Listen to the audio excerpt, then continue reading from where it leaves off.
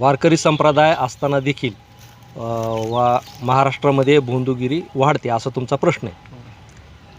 मुळामध्ये एक वेळेस भोंदू महाराज परवडला, परंतु वारकरी संप्रदायातला महाराज परवडत नाही. कारण काय करतो माहिती आहे का, भोंदू महाराज आहे का, तो कमीत कमी लोकांना चमत्कार दाखवतो, त्यांच्या अज्ञानाचा फायदा घेतो, बरोबर का नाही, की त्यांना गंडेदोरे देतो आणि त्या माध्यमातून तुम्हाला भूतं लागतील, अमुकला होईल, तमुक होईल, ज्योतिषशास्त्र असेल, आणखीन काही ते अंकशास्त्र असेल आताच्या महाराजाचं, बरोबर का. तर हे जे महाराज आहेत का, की लोकाला काहीतरी आत्मिक आधार देतात, तेवढ्या पुरता का होईना, आणि त्याचा फायदा घेऊन हे पैसे कमवतात, म्हणून त्यांना आपण भोंदू म्हणतो. पण भोंदू कधी, तो अडकला तर भोंदू. परंतु जोपर्यंत लोकांना आत्मिक समाधान मिळतं आणि जोपर्यंत लोकांना त्याच्यापासून फायदा झाला असं त्यांचा ग्रह तयार होतो, तोपर्यंत तो महाराज चांगला वाटतो. काय आता त्याच्यामध्ये विकृती ही वेगळी गोष्ट आहे. कारण अनेक भोंदू काय माहिती का, 99% हे विकृतच असतात. कारण जे भोंदूगिरी करतात ना, ते व्यसनी असतात. कुणी चिलीम पितो, गांजा पितो, किंवा अनेक काही वाईट धंदे करतो. आता अनेक महाराज तर असे आहेत की कुंटणखाना चालवतात मठाच्या नावाने. आणि त्या कुंटणखान्यातून, म्हणजे हा असल मराठी शब्द, त्या कुंटलखान्यातून काय करतात, हे वेगवेगळे मोठे लोक असतील, उद्योगपती असतील, यांना ते पुरवण्याचं काम करतात.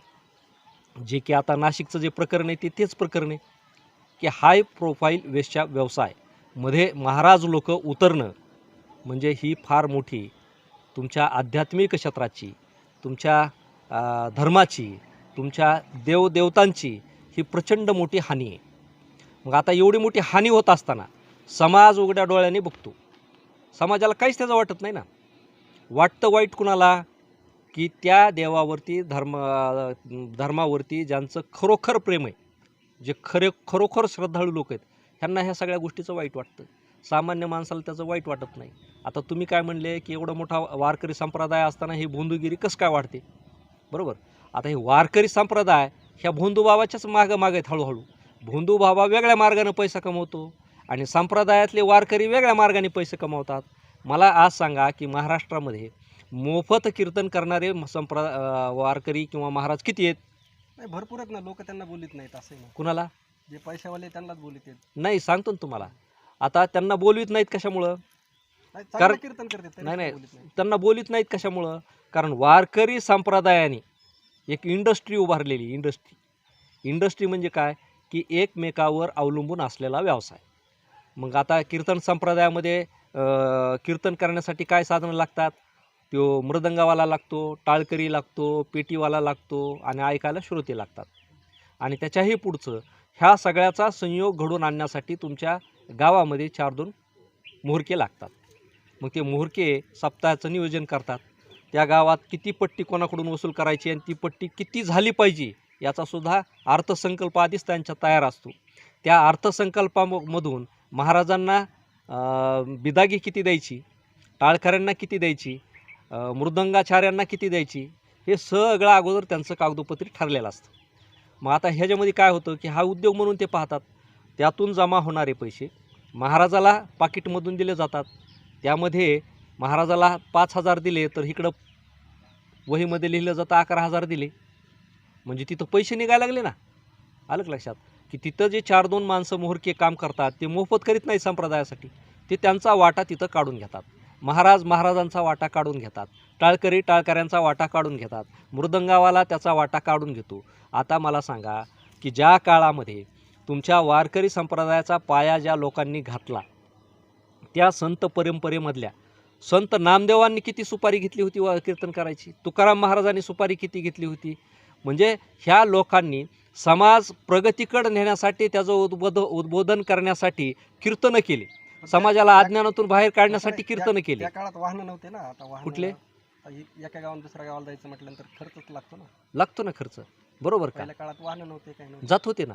असं काय, बैलगाडी जात होते, घोड्यावर जात होते. म्हणजे त्या काळातले साधनं त्यांनी वापरले ना.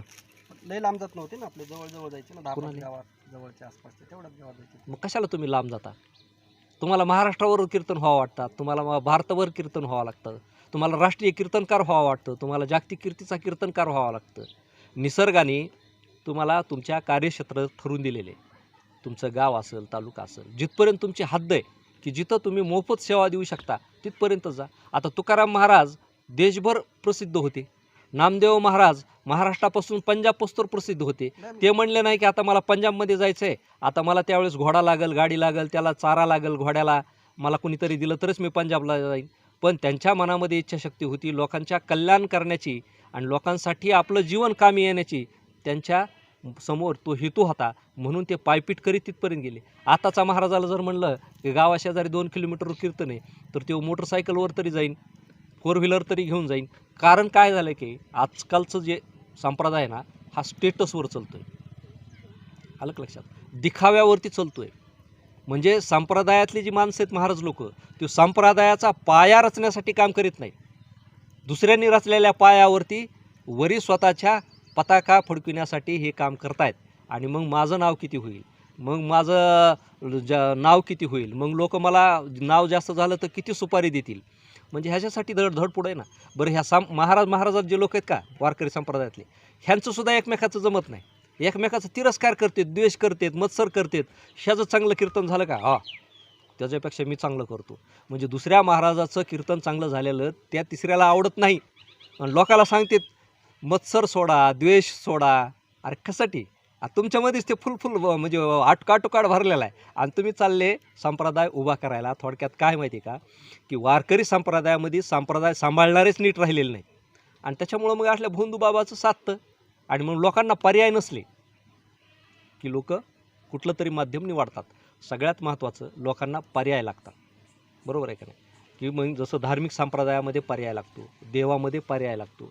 आता मला सांगा की जुने जे देवदेवता होते, आता महादेव, कृष्ण, राम हे आहेत ना, रामनवमी आली की मग राम आठवतो, कृष्ण जन्माष्टमी आली की कृष्ण आठवतो आणि महाशिवरात्री आली की महादेव आठवतो.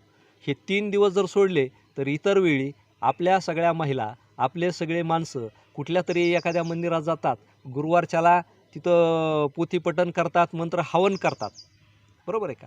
आता मूळ हे संप्रदाय नाही ना तुमचा. दर 20 वर्षांनी नवीन देव निर्माण होतो, माहिती आहे तुम्हाला. भारतामध्ये दर 20 वर्षांनी एक नवीन देवताची निर्मिती होती. आता 33 कोटी तर मागं संपले. आता त्या खाटूश्याम एक तयार झाला. कशाचा खाटूश्याम, कशाचा भेटूश्याम, हे माणसं निर्माण करतात.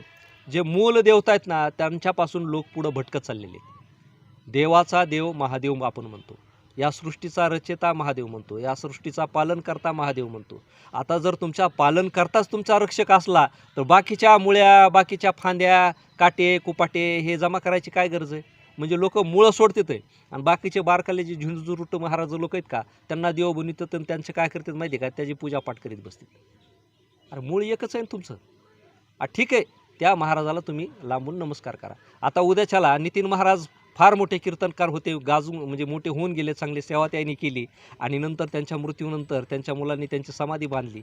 मग ते आजूबाजूचे लोक काय करणार माहिती का, की नाही महाराज म्हणजे देवाचा अवतार होते, चालले त्यांच्याकडे पुन्हा नवस करायला, नारळ फोडायला, मुख फोडायला. हे असं जे व्हायला लागलं का, त्याच्यामुळं काय व्हायला लागलं आहे की व्यक्तिपूजा आणि व्यक्तिप्रतिष्ठा यांनाच आपण आता देव मानायला लागलो. पण आता विज्ञान बी एवढं प्रगत झालंय तर शिकलेले लोक ह्याला बळी कसं काय पडतात. कुठले शिकलेले लोक ह्याला, हे लय महत्त्वाचा प्रश्न. शिकलेले माणसं आहेत का, शिकलेले माणसं हे पूर्ण प्रॅक्टिकल असते.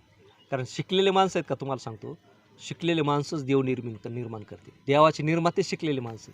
तुम्हाला माहिती आहे का, आता अलीकडं गावोगाव आता मठं उभा राहायला लागलेत आणि जे काही स्वतःला निस्पुरी मारणारे महाराज आहेत का, अशा मठावरती आता लोक आणून बसवायला लागलेत. आता ते बसवत असताना काय करतात माहिती का, हे पुढाकार कोण घेतात, हे शिकलेले माणसं घेतात. मग ते काय करतात, मग महाराजाला म्हणतात की ते मठाचं बांधकाम मी करून देतो, तमुक करून देतो. गावातल्याला वाटतं की आला ह्या गावचा आपला डॉक्टर होता, वकील होता, त्यांनी 2 लाख 5 लाख मठ बांधायला दिले, बरोबर का. परंतु ते कसे देतो माहिती आहे तुम्हाला, तर महाराजाला आधीच म्हणतो, महाराज मी तुमचं सगळं बिझनेस सेट करून देतो. उद्याच्याला जी काही जमा होईल ती आपल्याला दुसरा बिझनेस वाढवायला हे भागभांडवल कामाला येईल. मग महाराज काय करतो, पाया पडणीचे, तंत्रमंत्राचे, कोणाचे वेदना दुःख दूर केल्याचे दान दक्षिणा पैसा जमा होतो. महाराजाचा खर्च करून किती करणार आहे?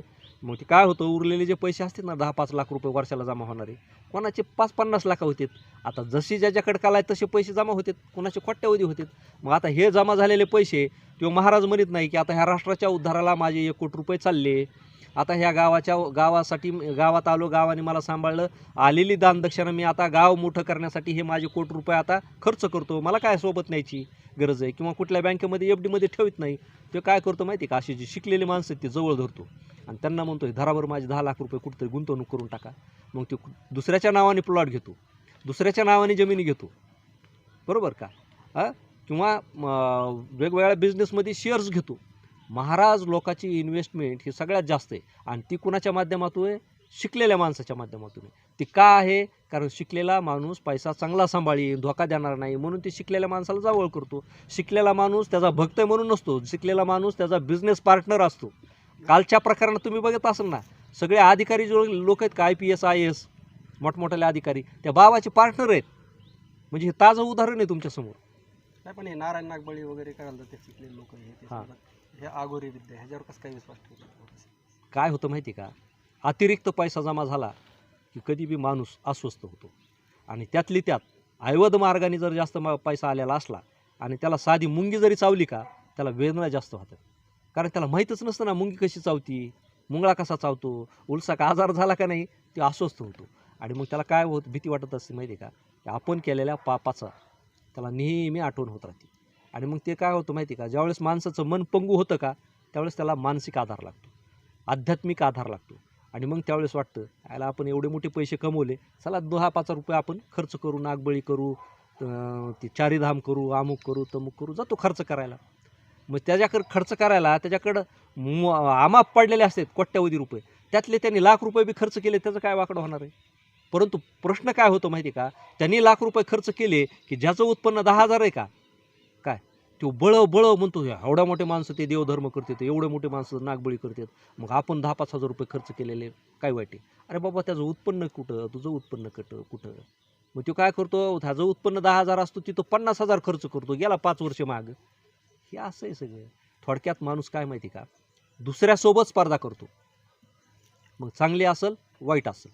मग ह्या दुसऱ्या सोबत स्पर्धा करताना पुढचा खड्ड्यात गेला की मागचे 100 खड्ड्यात जाते. ह्याच्यातूनच समाज बाहेर पडायला तयार नाही, ह्याच्यातूनच समाज विकसित व्हायला तयार नाही. आणि मग तुमच्यासारख्या सांप्रदायिक माणसांनी हे लोकांना सांगितलं पाहिजे. तुम्ही बघितलं कधी? मी तर सांगतो रोज. नाही, तुम्ही बघितलं कधी मठावर बसलेला महाराज, तंत्रमंत्र ज्योतिषी सांगणारा महाराज, कधीच समाजाला उद्धाराचं, प्रगतीचं, शिक्षणाचा मार्ग सांगणार नाही, उद्योगी व्यावसायिक व्हा म्हणून मार्ग सांगणार नाही, बरोबर आहे का? आणि तो सांगेल तरी कसं, त्याच्याकडे ती नॉलेज नसतंच ना. सगळे वाईट नॉलेज जमा करून बसलेला असतो, सगळ्या वाईट गोष्टी जमा करून बसलेला असतो, चांगलं कशाला सांगेल तो? म्हणून आठले महाराज कधी चांगलं सांगत नाहीत. म्हणून समाजाने किंवा लोकांनी ओळखून घेतलं पाहिजे काय, की महाराज कोणता चांगला आणि कोणता वाईट. उगं एखाद्याने देव दाखविला आणि पुढं ते तसलं तंत्रमंत्रविद्येचं सामान ठेवलं की लोक लगेच तिथं बुरळ पडतात. ह्यातून बाहेर पडलं पाहिजे. आता इथून पुढचं जगणं फार कठीण आहे. असले बुवा बाबा काय तुम्हाला जगविणार नाहीत. आज गॅसच्या, पेट्रोलच्या किमती वाढलेल्या आहेत. आता एखाद्याच्या घरातला जर गॅस संपला तर तो बाबा जर खरंच चमत्कारिक आहे त्यांनी गॅसचं सिलेंडर भरून द्यायला पाहिजे. एक मंत्र टाकला की तुमच्या ह्याच्यामधलं काय म्हणते त्याला, गाडीतलं पेट्रोल संपलं की त्यांनी हवेवर गाडी चालवून दाखवायला पाहिजे, बरोबर आहे का नाही? आणि जर त्याच्यापेक्षा मोठा तांत्रिक बाबा असला तर त्यांनी एक काम केलं पाहिजे. ते हुर्म्यूज बंदर आहे का नाही, त्या बंदरातल्या सगळ्या ज्या नौका अडकून पडलेल्या तेल वाहतूक करणाऱ्या त्या एका मिनिटामध्ये तिथून ओढून आणल्या पाहिजे त्यांनी. काय इकडलं जग तिकडं झालं पाहिजे तर तो खरा महाराज, ती खरी तंत्रविद्या. ही तर त्यांचं भविष्य त्यांना कळत नाही. कळतंय का? कशाचे महाराज आणि कशाचं काय. चला, धन्यवाद. धन्यवाद.